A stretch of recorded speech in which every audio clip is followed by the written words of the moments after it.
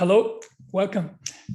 In this video, we will going to look at a case study on finding greatest common divisors. This is section 16.6. By now, we know it is really simple to write a program to find the greatest common divisor between two integers.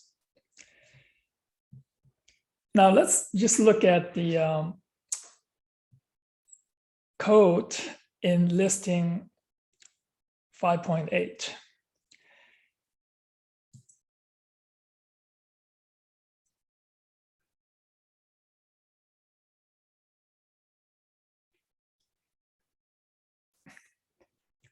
This is a simple program to find the greatest common divisor between two integers, and 1 and 2.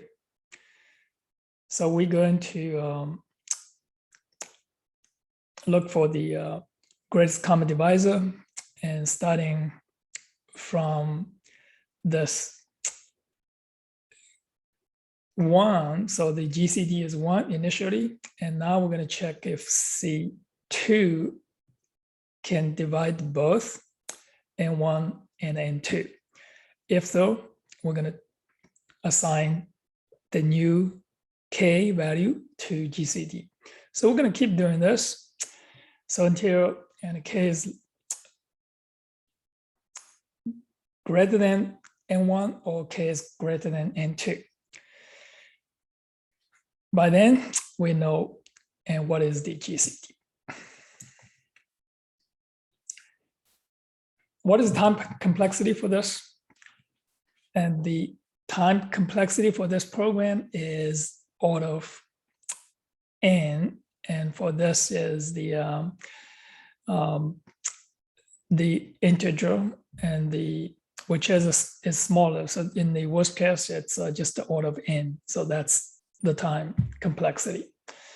Can we do better? Well, we can make slight improvement, and we can do it the other way. So we can, instead of starting and from the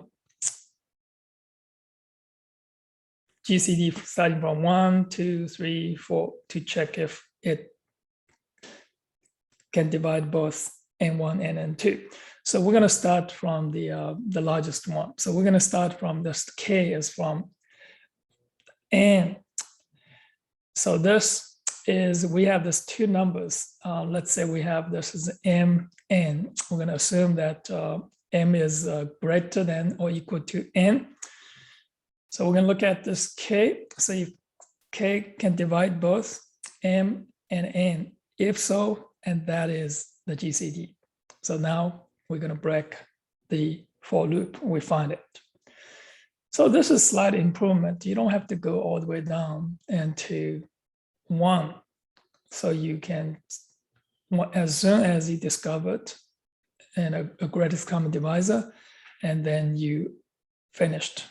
So, but in the worst case, it is still order of n time complexity.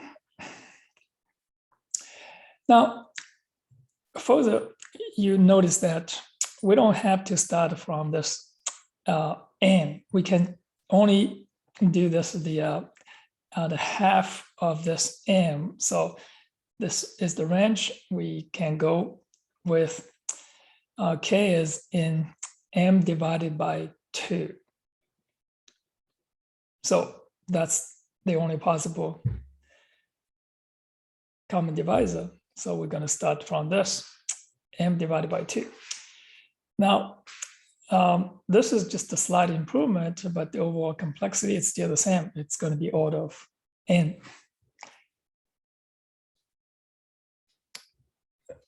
Is there any better way for this?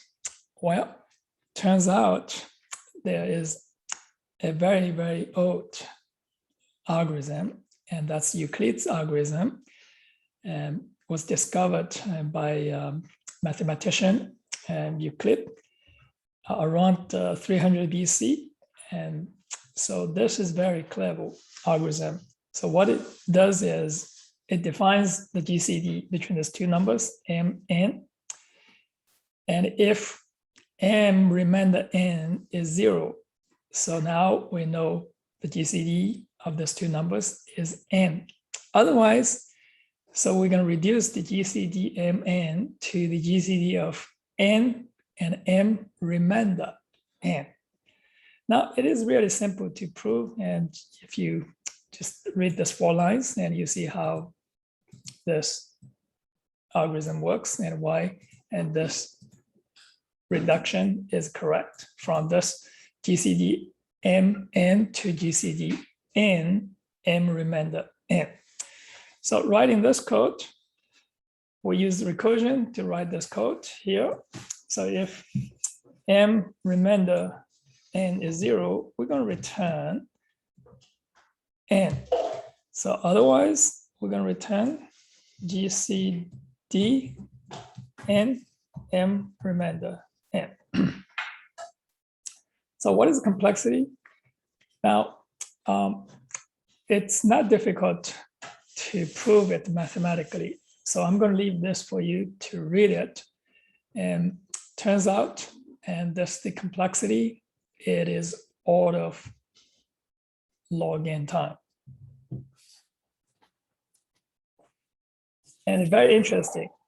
In the worst case, it is actually, you have this 2 numbers, consecutive Fibonacci numbers. So that will give you the worst case, and it's still order of log n time. That is all for this section on finding greatest common divisor, and see you on the next video.